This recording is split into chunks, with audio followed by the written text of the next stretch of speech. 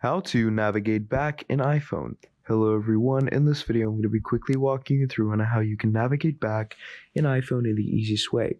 So to do this, what you're going to be doing is there are two ways. So the first way is pretty obvious, is just swiping. Okay, you're going to swipe like this. Okay, just swipe to the right side of your screen. So you're going to take your thumb from the left to the right, like that. Okay, so we're going to come to settings over here. Let's say I'm going to go deep into some tabs.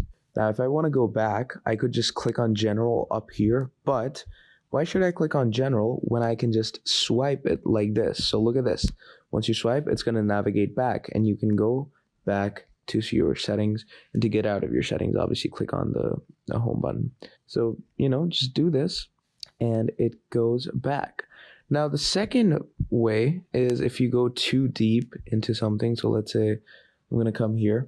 You can hold this over here and you can navigate yourself to the settings. Or if you're over here, again, hold this. I want to go to the settings section. If I'm over here, let's go to notifications, see your suggestions. Let's say I want to go to notifications, it's going to bring me here. So you can actually jump tabs like this as well. So these are the ways how you can navigate back in iPhone. Thank you for watching all the way till the end, and I'll see all of you next time. Goodbye.